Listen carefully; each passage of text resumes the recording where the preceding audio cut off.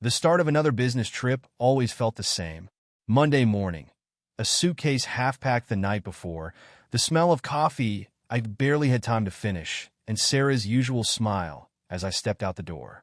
She was by the entryway, watching me leave, waving softly as if there was nothing unusual in the world. I'd catch that look every Monday and Tuesday, and I'd think about it on the drive, a long 6 hours where my mind was usually free to wander. But today her look was different. Her smile, although warm, seemed freer somehow. It was just a split second, but it stayed with me. The drive was mind-numbing, the endless road blurring the edges of my thoughts until that moment faded. But it wasn't entirely gone. Maybe it was because I've been noticing things lately, small shifts here and there. Sarah's phone, always by her side, seemed even more present in her life than it was before. She kept it on silent, tucked away out of reach. When I'd walk into the room and catch her talking, she'd end the call quickly, her eyes shifting away from mine. She'd smile and ask about my day, make small talk about work, but it was all off. When I'd bring up the mess in the house, the misplaced books, the empty wine glasses, the way our bed sometimes looked used even on nights I wasn't home, she'd smile, shrug, and chalk it up to her staying up late with a movie or catching up on chores. The responses sounded right, but somehow they felt wrong. I hated the feeling that I might be becoming paranoid. Yet each time I left, that gnawing sensation only grew. Once I reached the city and checked into the hotel, I pulled out my phone, hoping a call might settle the creeping unease. But Sarah didn't pick up, and the call went to voicemail. Strange. She usually answered on the first or second ring. I tried again, but still no answer. Maybe she'd left her phone on silent. Maybe she'd fallen asleep, or maybe she just hadn't heard the call. I let it go, feeling foolish for worrying about something so trivial. I went about the evening trying to keep my mind occupied with work, but every few hours, I found myself checking the phone, waiting for a missed call or message that never came. By 9 o'clock, the silence had grown unbearable, and I remembered the hidden cameras I'd set up just a few days ago. It was a drastic decision, something I'd never done before, but I had felt this strange tension the last few trips home. Our house had been in disarray in ways I couldn't explain. Maybe it was nothing, maybe it was paranoia, but I needed answers. Opening the camera app, my heart pounded as the screen loaded, revealing the living room. It took a moment to register what I was seeing. Our usually calm, quiet home had turned into a party. Lights dimmed, music loud enough to shake the walls, and strangers filling every corner. People laughed, danced, shouted over the music. And there, among them, was Sarah, drink in hand, laughing as though she hadn't a care in the world. My stomach twisted. I had been wrong, thinking it was nothing. This wasn't a gathering of a few close friends or a low-key evening with old acquaintances. This was something else entirely, and Sarah, right in the center of it, looked like she was having the time of her life. I stared at the screen, unable to look away as my wife laughed with people I'd never seen, talking with strangers I'd never met. She danced, free and uninhibited, her smile wide as she moved through the crowd, passing drinks, offering hugs. She looked so happy, so completely at ease, almost like she had been waiting for this, like she could finally let loose the moment I left. I wondered if this was what she did every time I was gone. I closed the app, my mind racing, unable to understand what I'd just seen. Was this a new thing? Something that had only just started? Or had I just been too blind to see it before? I wanted to call her, demand answers, confront her right then and there. But some quiet voice of reason held me back. If she wouldn't answer now, she wouldn't answer then. I needed time to think. When I finally lay down, sleep was impossible. I kept replaying what I'd seen, every detail etched into my mind. The laughter, the music, her carefree face as she moved through the crowd. The thought that our home, our private space, the one we'd built together, could turn into a party the moment I was gone made my skin crawl. It wasn't jealousy. It was a deep, unsettling feeling of betrayal, of something intimate being shared with the world when it had always been just ours. I spent the night with my eyes on the ceiling, wondering what else I hadn't noticed and why she'd never told me. I stayed awake, the weight of exhaustion pressing down as my eyes fought to stay open. Yet, every time I thought about closing the camera app, something in me forced my thumb back to the screen. I couldn't stop watching, couldn't look away from the images beaming from what should have been my quiet, empty home. But it wasn't quiet, and it was far from empty. Instead, it was alive with the sounds of laughter, loud music, and too many strangers dancing in the rooms we'd once carefully decorated together. The hours dragged on. I kept watching, feeling an unsettling mix of betrayal and disbelief as the crowd danced and talked, each minute bringing a fresh wave of noise and careless abandon. People I didn't know lounged on my couch, their drinks staining the armrests, feet propped on the coffee table where Sarah and I once put our feet up together on cozy evenings. There was a man I didn't recognize, leaning back with his head tilted, laughing with too much ease. There was another woman in the kitchen, pouring drink after drink, her heels clicking against the tile as she shook with laughter, spilling liquid over the floor we'd polished a week ago. And then there was Sarah, my wife, moving through the crowd with that same ease and brightness, like she belonged more in this scene than she ever had beside me. The night turned into dawn, and the party continued without a hint of slowing down. Every time I thought it would end, it seemed to pick back up again, as if the energy were endless, or maybe like these people had nowhere else they needed to be. I watched Sarah move between conversations, laughing a little too loudly, her hand resting on people's arms as she leaned in, lips curling into those charming smiles I thought were only reserved for me. She'd say something, throw her head back, and laugh in that familiar way, her eyes lighting up in a way I hadn't seen in months. The sun was starting to rise by the time the crowd finally began to slow. As morning light crept into the rooms, the faces on the screen looked worn, fatigued from a night of indulgence. They started to settle, some lying on the couch, others sprawling across chairs. Sarah lingered a while, sitting with a small group in the kitchen, her smile softer now but still there, still glinting in the early morning. I finally shut my eyes, the dimness of the hotel room offering little comfort as I tried to process what I'd seen. The music, the strangers, and most of all, Sarah floating through it all as though she had a whole life I knew nothing about. I drifted in and out of sleep, images of last night flashing through my mind, weaving into whatever dreams I could manage. I must have only managed a handful of minutes of rest before I was up again, feeling the full weight of exhaustion hit me. And still, one thing was clear. I needed answers. I picked up the phone, scrolling to Sarah's number and letting it ring. To my surprise, this time she answered. Her voice came through after only a couple of rings, though it sounded groggy, as if she'd only just woken up. Hey, she said softly, and for a brief second, hearing her voice like that, I almost forgot the events of last night. Sarah, I started, trying to keep my voice steady. Why didn't you pick up the phone yesterday? Oh, I'm so sorry, she said, her tone casual, almost dismissive. I couldn't find it last night. Turns out it was under the bed this whole time. Just found it now. The explanation didn't sit right with me, her words sounding too easy, too rehearsed, but I couldn't bring myself to challenge her right then. I'd spent the night watching her, knowing she hadn't dropped the phone under the bed, knowing she'd glanced at her phone, seen my calls, and simply chosen not to answer.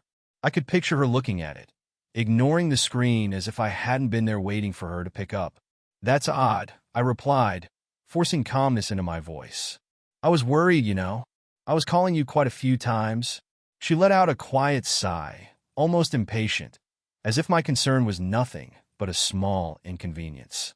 I know. I'm really sorry. I was just exhausted.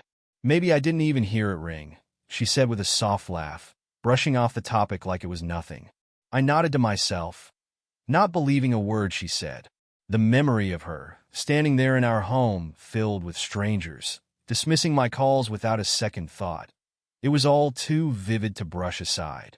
Still, I played along, keeping my tone light, pretending to believe her, even as my stomach churned. Well, that's good, I replied, the lie thick in my throat.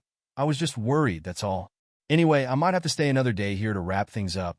I wanted to test her, to see how she'd react, and sure enough, I saw it clearly, even through the phone. There was a subtle, almost unnoticeable change in her tone, a brief lightness in her voice, like she'd been hoping I wouldn't come home just yet. "Oh, okay," she replied. "Well, do whatever you need to do. I'll see you when you get back."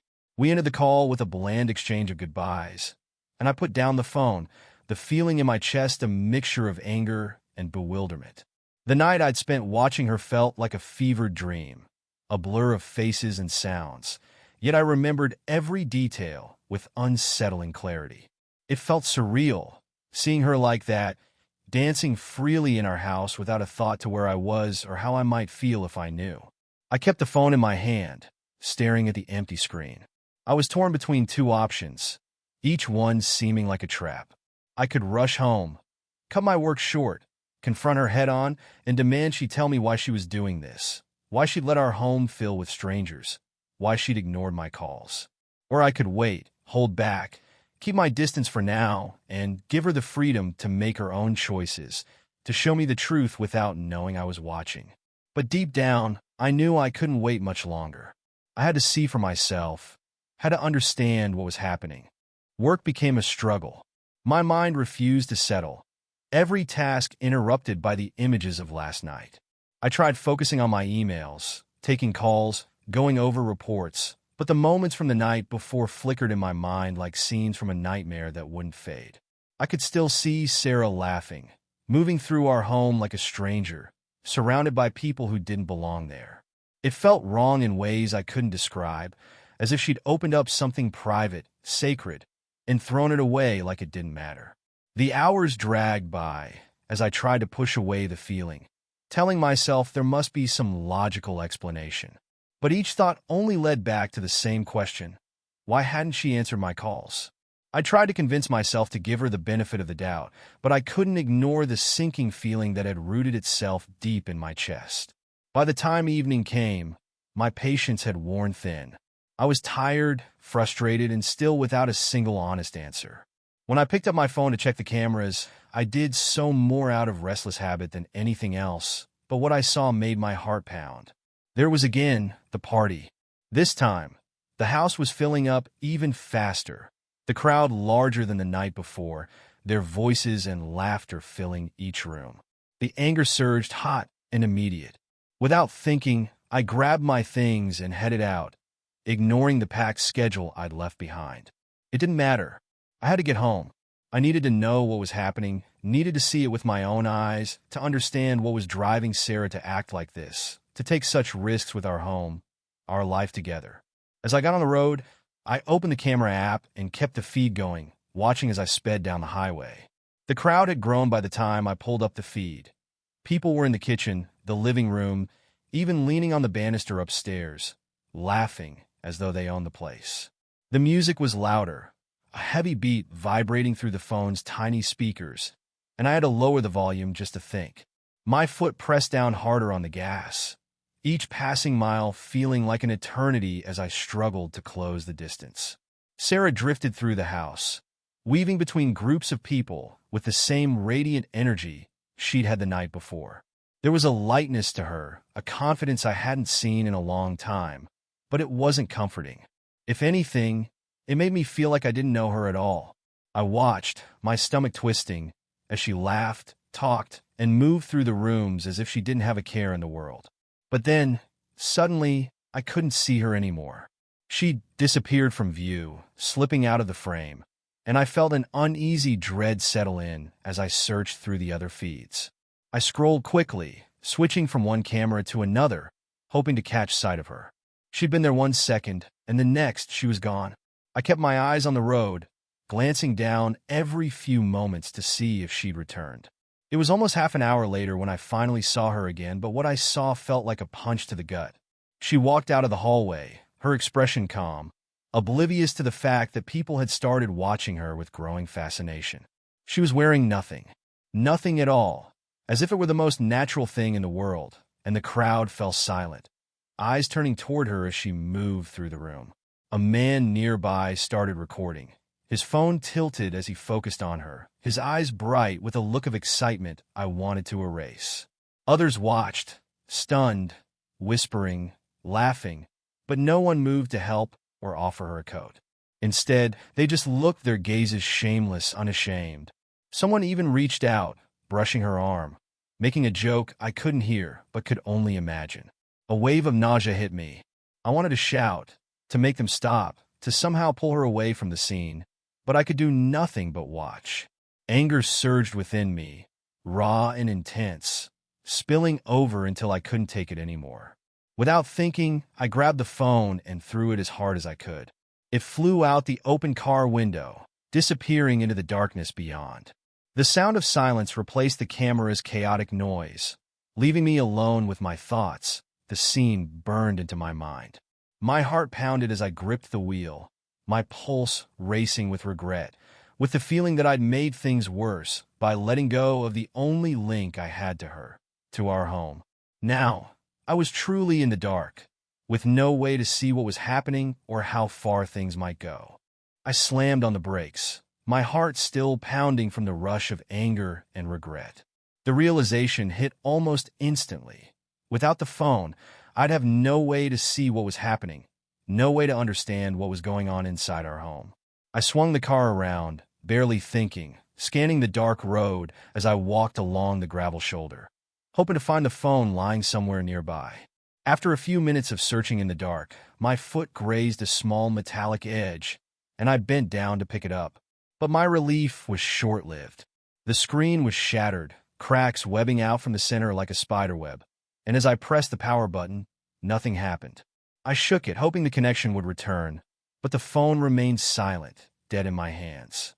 I was filled with a raw, empty frustration, knowing I'd lost the only connection I had to what had been happening in my own home. The drive back felt endless. I gripped the steering wheel, my thoughts spiraling with each mile. I couldn't believe how quickly everything had unraveled, how something as simple as a business trip had turned into a night that felt more like a nightmare. How had I missed this side of Sarah? Was it my fault? Had I been too distant, too wrapped up in work, too willing to ignore the small signs that something was off? The memory of her laughter, the strangers touching her, the look on her face as she walked through the crowd. It all replayed in my mind, and each image was like a fresh stab to the gut. I didn't know what I'd find when I got home, but every possibility felt worse than the last. Maybe the guests had already left, the house empty, Sarah fast asleep, pretending nothing had happened. Or maybe they were still there, laughing, living their lives, completely indifferent to the pain and confusion I was feeling. The thought burned inside me, and I wanted answers, needed them, even if I wasn't sure I could handle what they might be. I finally reached our street, my headlights illuminating the quiet row of houses that had once seemed so familiar, so safe. But tonight, it felt like something out of a strange dream, each house looking more shadowed, more distant. As I pulled up to our driveway, my heart stopped at the sight of a police car parked out front, its lights flashing in the silent darkness. I barely felt the motion of opening the car door, my legs moving on their own as I stumbled toward the house, my mind racing. Questions filled my head, none of them with answers I wanted to face. Had something happened to Sarah? Had one of her guests caused trouble? Done something that had brought the police here?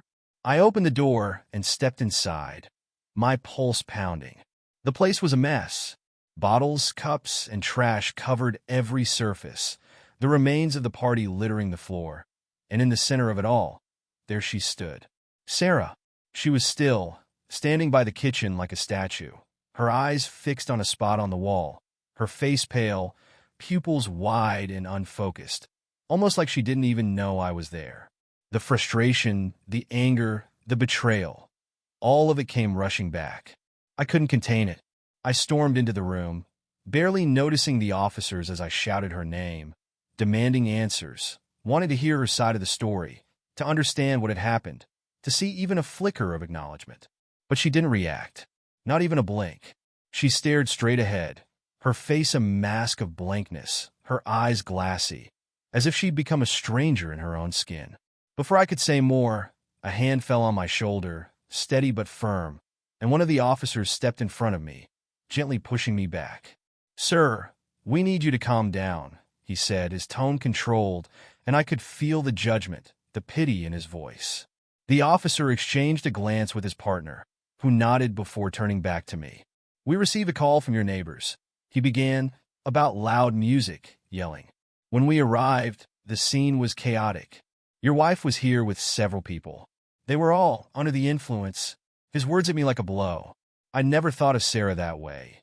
Never imagined she'd allow things to go this far, but here I was, standing in the wreckage of a life I didn't recognize, surrounded by police and memories that didn't feel like my own. Another officer stepped forward, his expression hard but not unkind. "Sir, your wife was found in a compromised state, and she's unresponsive to questioning. It appears she's been using substances. We'll need you to come down to the station for some paperwork." I looked at Sarah, and for the first time, I saw her not as my wife, but as someone I didn't know, someone who had gone too far down a path she hadn't shared with me. She looked small, lost, as though a part of her had been chipped away, replaced with someone I barely recognized. My anger faded, replaced by something I couldn't name, something darker, heavier. The officers continued. "We'll be taking her in for the night. A routine check. She needs time to sober up, and we'll need to go over the events from tonight in more detail." I wanted to shout, to demand answers, to ask them how this had happened, how my life had changed so drastically in a single night. But I didn't. Instead, I simply nodded, watching as the officers led her out of the house, her eyes still fixed on some faraway spot, her expression empty. The silence that filled the house after they took Sarah was suffocating, the kind that presses down until there's nothing left but your own ragged breath and the echo of a life you thought you knew. I stood there in the dim, messy room, staring at the scattered remains of last night's party. Bottles knocked over, glasses half full, clothing draped on furniture like this was some forgotten, cheap motel. I walked through each room, taking in the disarray, letting it sink in. This was my home, our home, and now it was nothing but a reminder of a night I'd never been meant to see. I'd gone from proud owner to stranger in the space of one night. Each overturned chair, every wine stain, every stranger's jacket tossed on the floor felt like a piece of my life being discarded without a second thought. When I reached our bedroom, I stopped cold. The bed was a mess, tangled sheets still carrying the faint scent of perfume that wasn't hers. I felt a new wave of betrayal hit me. This was where we shared our quiet mornings, where we'd planned our future, where I'd dreamed of building a life. And yet, here it was, another casualty in whatever world Sarah had plunged herself into. I spent the rest of the night in that house, sitting alone in the kitchen, surrounded by the mess left behind. I wanted to scream, to demand some explanation, but there was no one to answer me. There was only me, alone with a silence so loud it drowned out any thought I had. Each moment brought fresh questions. Was this the life she'd been hiding from me all along? How long had she been doing this? Who had she become when I wasn't looking? By morning, I felt emptied out, a shell of the man I'd been only days before. I went to the police station, where Sarah was being held after a night spent in detox. When they let her out, her expression had shifted, her eyes red and her posture slouched, as if the weight of her choices was finally catching up to her. When she saw me, something in her expression changed. An echo of the Sarah I once knew, maybe, or at least someone who wanted to explain. But I didn't have the energy for her apologies or her attempts at rationalization. I had a mix of hurt and exhaustion churning inside me, stronger than any sympathy I could muster. "What the hell happened last night, Sarah?" My voice was low, the words almost slipping out before I could stop them. The officers kept a respectful distance, but their presence was enough to hold me back, to keep the raw anger contained. Sarah looked down, her hands twisting nervously, her voice barely a whisper. I just couldn't stay in the house alone. Her voice trembled, and she looked at me, eyes glistening. I thought I could handle it, but I got caught up in it. The party, the people. It just got out of hand. I stared at her, trying to make sense of her words. They felt thin, hollow, like the excuses of someone who barely recognized themselves anymore. I could feel the officers watching us, and it took everything in me to stay calm, to resist the urge to shout, to demand that she make sense of this insanity. "You couldn't stay alone?" I repeated, my voice flat, barely controlled. "So you threw a party, invited strangers into our home, ignored my calls, and let things get completely out of hand? The hurt was seeping into my voice despite myself, the anger giving way to something sadder, something that felt a lot like betrayal. She nodded, looking down, avoiding my eyes. I didn't mean for it to be like this. I got lost. I don't know how it happened. Her words hung in the air, empty as the room she'd filled with strangers. The officers stepped forward then, explaining that Sarah would have to attend a hearing later that day. They gave me a small, sympathetic nod, but it didn't mean much. Nothing did in that moment. I left the station after the officers gave me the details of her hearing. I could barely comprehend what they were saying, their words blending into a hum of legal jargon and routine procedure, meaningless in the midst of my shock and frustration. The woman I'd built a life with, the one I thought I knew inside and out, was now facing a judge, her life veering down a path I never could have anticipated. The drive back home was quiet and strange. Every street, every landmark seemed to blur into the background as I tried to make sense of it all. At the house, I walked in and was met with the remnants of the night before. The mess, the stench of alcohol, the scattered bottles and glasses. It was all so final, like the ghost of a life that was once mine, but now felt like it belonged to someone else. I spent the next few hours cleaning up. There was something almost ritualistic about it, something that helped me process everything, though each piece of trash, each overturned chair felt like it was chipping away at something inside me. I picked up clothes, wiped down tables, and scrubbed the stains out of the carpet. I didn't even know who these people were, these strangers who had filled my house with chaos. But the act of cleaning felt like reclaiming at least a part of my life from them. After finishing, I sat alone in the now quiet house, wondering what the hearing would bring, wondering if Sarah would try to explain herself, or if she'd continue to act like the stranger I'd seen last night. A heavy stillness settled over the house, and I found myself sifting through memories of the years we'd spent together, the laughter and quiet moments we'd shared in these same rooms. It was all starting to feel like something distant, like those years were nothing more than a story I'd once read. When I arrived at the courthouse that afternoon, Sarah looked small and out of place, her once confident demeanor reduced to something weary and uncertain.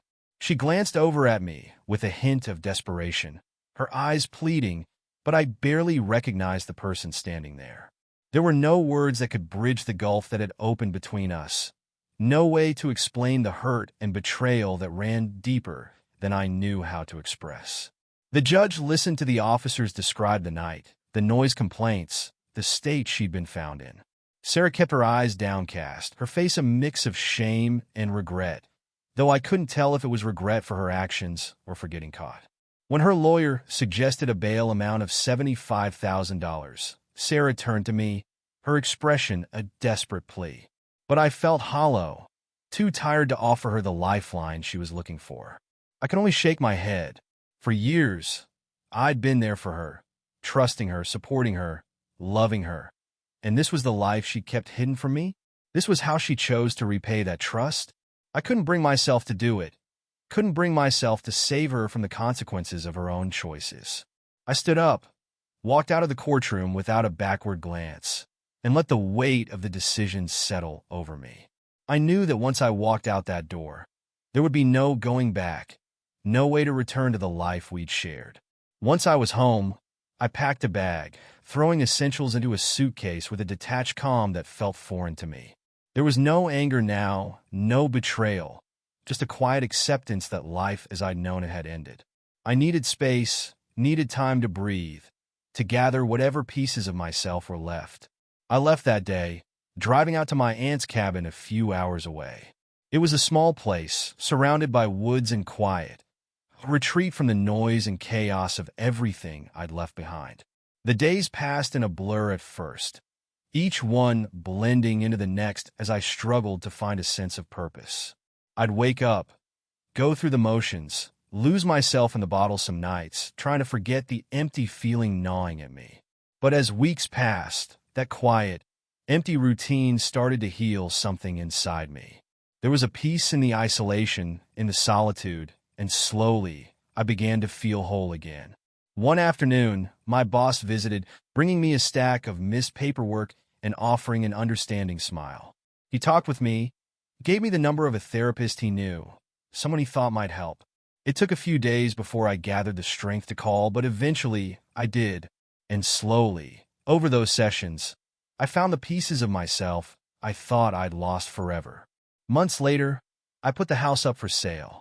It no longer felt like home, no longer felt like a place I could return to. I moved closer to work, found a new place to settle into, and began to think about what life might hold on my own terms. Each day brought something new, something meaningful, and I could finally see a future ahead that wasn't haunted by the memories of betrayal and loss. In the end, I knew I'd never understand why Sarah had done what she did, why she'd thrown everything away. But I'd come to terms with it. She was a part of my past, a chapter in a story that had ended, and now I had my own life to live. A year passed. It crept up slowly, slipping by in fragments of hours that felt unremarkable at the time. But now, looking back, I could see just how far I'd come. The pain had dulled, not gone entirely, but smoothed out like a stone that had been tumbled and worn by time. I no longer woke up feeling the ache of loss. The anger, the betrayal, they had settled into something quieter, more manageable, almost like an old wound that no longer stung, just itched now and then when I thought too long on it. I'd built a new life in a small apartment on the other side of town, close to work, close to a new beginning. It was a modest place, bare walls, and a single armchair I'd picked up from a thrift store. I kept it simple on purpose, letting my life exist in the bare essentials, focusing on moving forward, on recreating a foundation I could trust. Each day brought its challenges, moments where I questioned everything, but slowly, it was coming together. Then one day, as I walked through the neighborhood on my way to work, I saw her. Sarah. She was standing across the street outside a coffee shop, the same place we used to go every Saturday morning, when weekends had felt like our own little world. She looked different. Her hair was shorter, her eyes shadowed by the weight of something heavy, but her face brightened when she saw me, a small, tentative smile breaking through her otherwise tired expression. For a split second, I considered walking over, letting her say whatever she wanted, if only for the sake of closure. But I stayed where I was, rooted to the spot, feeling like an observer in my own life. She looked over at me, her smile faltering as she realized I wasn't going to approach, that I had no intention of starting a conversation. Her face fell, and I could see the regret there, the weight of the choices she'd made. But regret wasn't enough. Not now, not after everything. Instead, I gave her a brief nod, polite but distant, then turned and continued walking, leaving her standing there on the sidewalk, a figure in my past that had no place in my future. She'd made her decisions, and so had I. Whatever she might have wanted to say was hers to hold on to. But I'd found my peace in letting go. As I reached my office, a strange sense of relief settled over me, a feeling of lightness that had been missing for too long. Seeing her had brought back the old memories, sure, but it also reminded me of why I'd walked away, of how much I'd grown since that last night in the courthouse. She'd once been a part of me, but now she was simply a part of a story that had ended. The rest of the day passed in a blur, and by evening, I found myself at the therapist's office for one of my final sessions. We'd been working on finding meaning in all of it, on helping me see that the life I'd lost had made room for something new, something better. And for the first time, I felt it, something real, something hopeful. My therapist asked me if I felt ready to close this chapter for good, to stop letting it define me, to step forward without looking back. I thought about it, felt the weight of the year behind me, and realized that, yes, I was ready. I was finally free from the shadows of Sarah's choices, free from the anger that had once consumed me. My life was mine to live now, and for the first time, that felt like more than enough. I left the session that night with a strange but welcome feeling, a sense of closure that ran deep, a sense that life was just beginning.